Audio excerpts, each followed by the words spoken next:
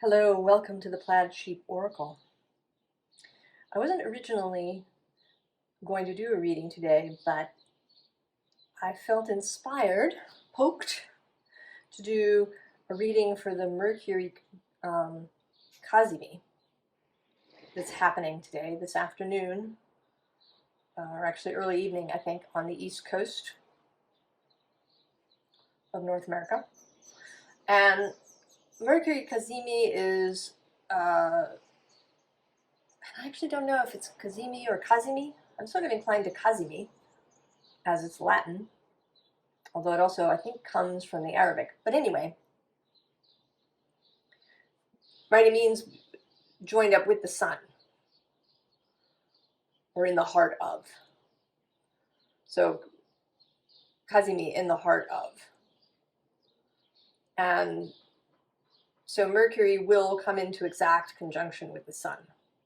And some people say the orb is a degree, and some people say it's only 17 arc minutes. But either way, it is today. I tend to think of it as partile, so when the degree number is the same. And they are already there now as I record this. Now this meeting is while Mercury is moving backwards.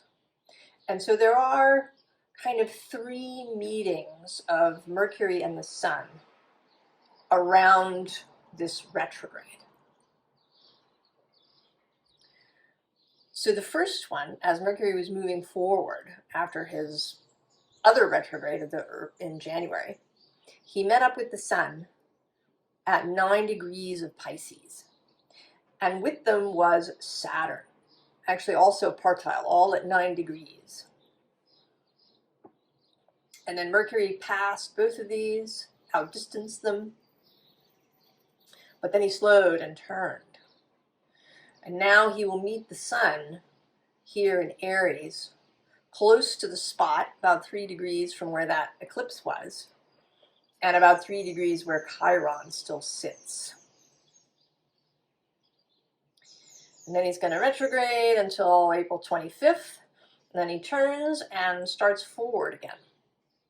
And on June 14th, he will catch up to the sun, and they will meet again at about 24 degrees of Gemini, and this time conjunct Venus at 26 degrees of Gemini. So there's this conversation that's happening between Mercury and the sun that also involves Saturn, Chiron, and Venus.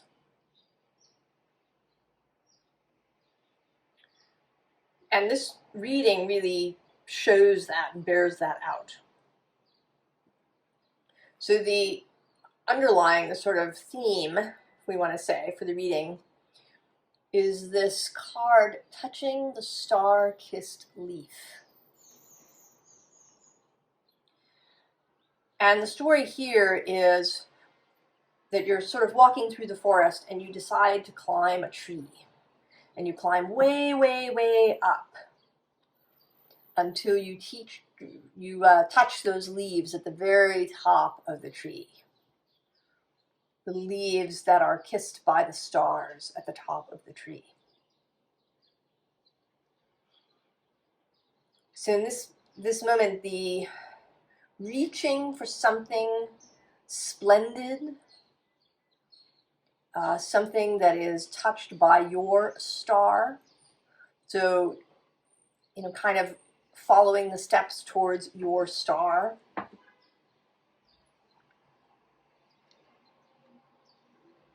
And getting to a place where you have never gotten to before. Now, interestingly, the underlying here is the living mountain. And that talks about laboring through something and then realizing that there is all this support around you that you might not have seen. That the universe is living and that it supports you as you do this work. And below that is the charmed leap. and also carried by the current. And I'm going to go one more and say the voice of the moon. Right? The moon speaking to your heart, whispering into the ear of your heart. Oh, and then actually I'm going to go one more. You don't know where you are, but you are free. Oh yeah, and the chasm shrinks as you step across. Oh, and guided by Polaris, the North Star. I'm going to stop now. The other interesting thing is at the bottom of the deck is this clouds pass, but the mountain remains. And this is important. This message of your stability. So hang on to that thought, right? Your personal mountain that is you.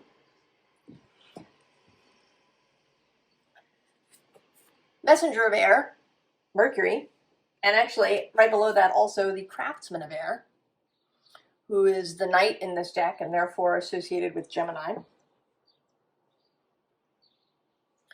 So Mercury coming out right out of the gate. And here, in this very sweet way, we actually see several different views of Mercury. Here as a child, the sweet child, speaking words of love, speaking words of communion, the way we communicate with others. And here's the craftsman of air, the intellect, coming up with ideas, being able to solve problems, being able to design new things. And then the bottom of the deck, we have coming up the sun. I mean, it's not the sun, but it is the messenger of fire. So, you know, the sun holding and perhaps passing on Mercury's messages and ideas. And what is it? Well, of course, it's the ace of air. The new way of looking at things, the new idea, the new intellectual perspective. And it's one thing you've created. This spider is making these strings. So all of the experiences you've had, all of the contemplation, everything that you've been doing is part of this new perspective, this new mental space. And then the three of air, taking off. And maybe taking off in company. So perhaps meeting others. When that third meeting happens in Gemini with Venus, right? Gemini is happy with others, enjoys being with others, and is in beautiful relationship with Venus there.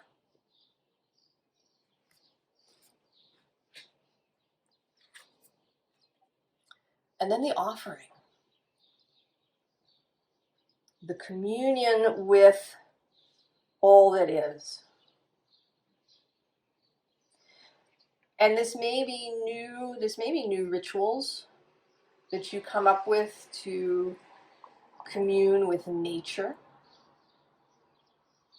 Also with your non-physical fellowship here with this ethereal spirit figure. Also, the way that you commune kind of throughout, maybe through the internet too, because there is this, right, there's this web visible here, and you're pouring, right, you're pouring your offering into this web. So there may be many different ways that this communion will come to be, but it is relationships are important. Then we have another incarnation of Mercury as the magician. And moving forward here, like remembering the magician, because below him is this little sort of sad Five of Pentacles. And here in this, right, this whole thing is kind of, there's this Five of Pentacles standing between the Six of Wands, this victorious figure, and the magician. Being able to see clearly that this is not the reality, or that it doesn't have to be the reality. I mean, if this is all that you see for yourself, then it kind of is reality. What you perceive and how you view it and what you believe is essentially your reality. But it doesn't have to be. Because you have the energy of the magician. And at the bottom of the deck, the Queen of Pentacles. Your own, right? This is your own inner capability. Your ability to take care of yourself. Also to take care of others. To experience yourself as an embodied human being. And that continues here with this Nine of Pentacles. Mastery of your physical space. Satisfaction, right? Real satisfaction that you're in your own garden. That you've grown all of these gorgeous flowers. And on the other side of the middle card is the Empress, Venus herself. Showing up. And in between them is this Eight of Swords. So again, right, what are you seeing? Are you covered up and not seeing these gorgeous energies around you, the living mountain? Or do you look up and look out and see all that is there?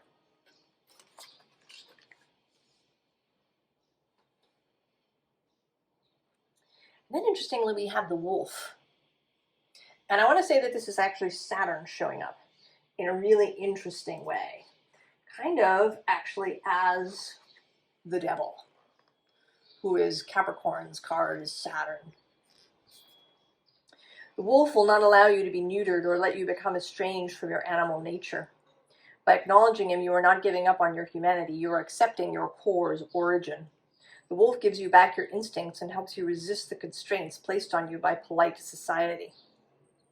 When you are lost, confused, blinded by the light, or stumbling through the dark, the wolf will be your guide.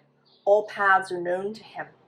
No matter the terrain, forest, plain, or wasteland, the wolf has traveled that byway before. But if you wish his assistance, you must first lose your fear of his animal nature and your squeamishness around death and desire. Accept the wolf for who and what he is, and never try to tether or chain him.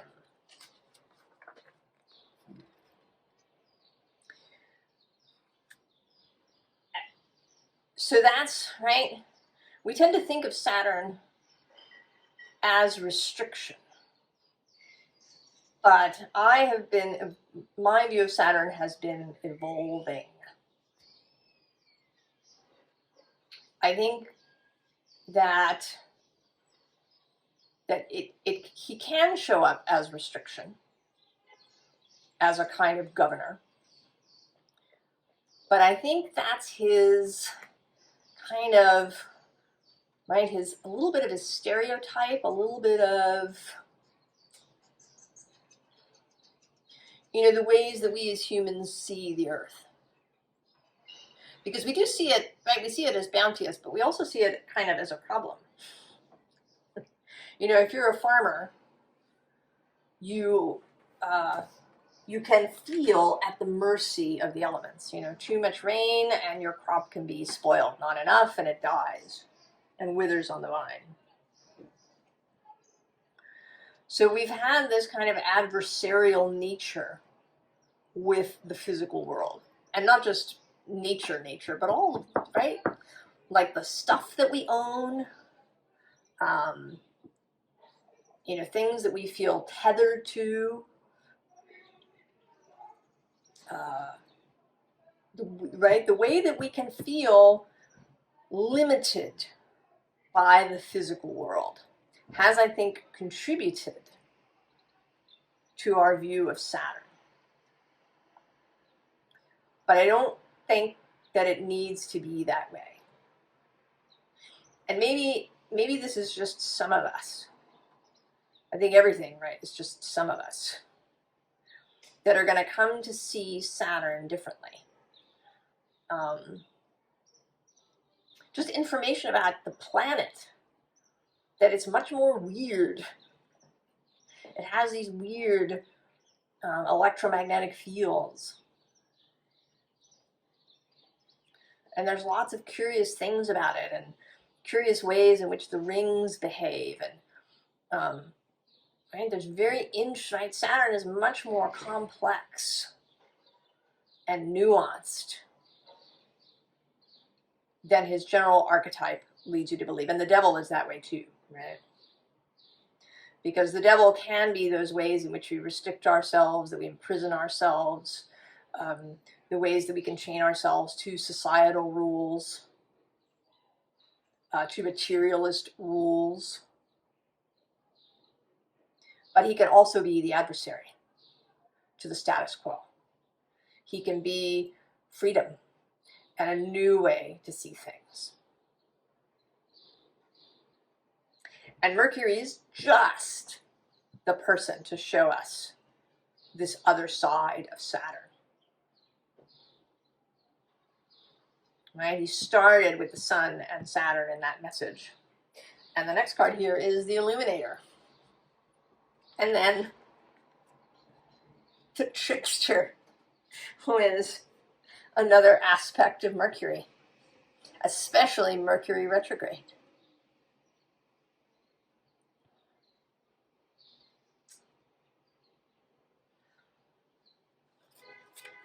The bottom of this deck has the Hiraeth, which is a longing actually for something that never was. It's the longing of your heart, a homesickness for what is really in your heart and that may not have existed for you when you were a child or so far in your life. But you know that it's there. You know that that is your home. And you're reaching for it. And all of these, Mercury himself, Saturn, the Sun, and Venus, want to say that it is possible. It seems to me that this whole, right, like this whole thing, this traveling of Mercury starting with Saturn, then the set of eclipses, and then this Jupiter-Uranus conjunction that's coming, and then the meeting again of the Mercury and Sun with Venus. There's something in the whole thing about what is possible and opening what is possible, that even if we have never seen it before, that it is possible.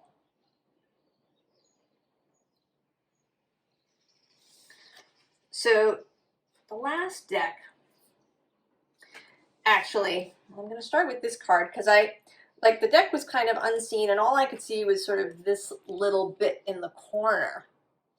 And kind of because of the shadow, these two birds, who are swans, looked extra pink to me. And I was thinking they were, I knew they were swans, but they kind of also looked like flamingos, who are a much more fantastical bird. And so when I chose this deck, I knew I had to take this card, but that it wants to be separate in its own space, and it's both stability, but also the idea that what looks like a swan might be a flamingo.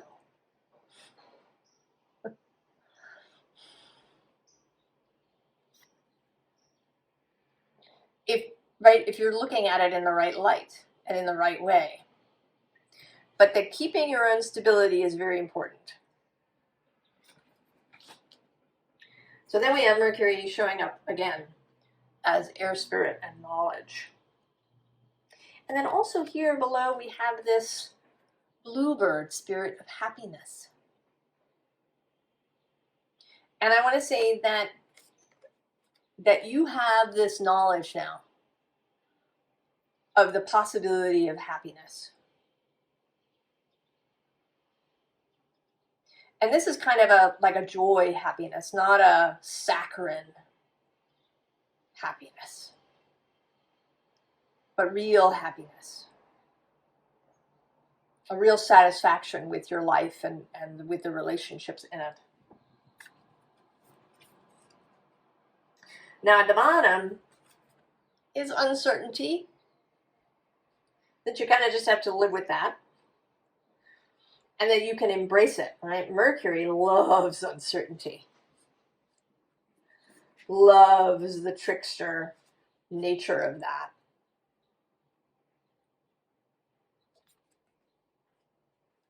And you wouldn't want to know all the answers because that would be boring. And then we have passage. And this phoenix transmutation.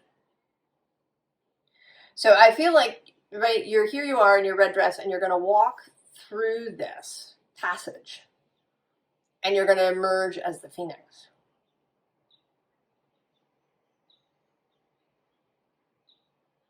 Right? You walk through the fire. And maybe you already have. I mean, this does, right, the fire of the eclipse, but it may not be instantaneous. There may be, kind of stepping stones before you emerge, right? There's a little bit of a passageway.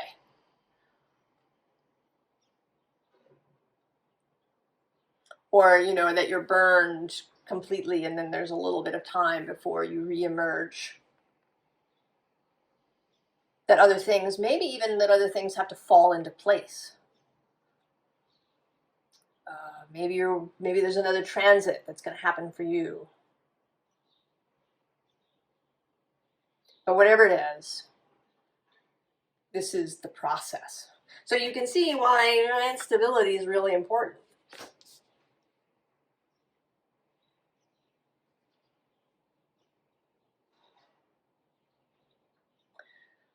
So Mercury,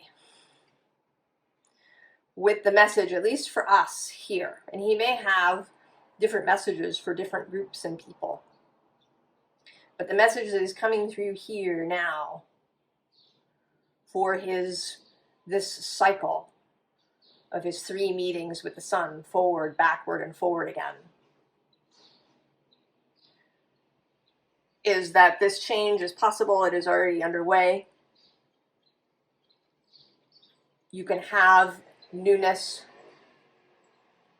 and you can have, right, this Venus Empress energy. And the key is to keep an open mind, keep a clear mind, and remember your own stability. And also to have courage. That's an Aries thing. It's kind of implicit here. Right? That courage is part of this stability. So go touch the star-kissed leaf. I wish you the very best. And we'll see if Mercury wants another reading in June. We will see. I will see you next time. So long.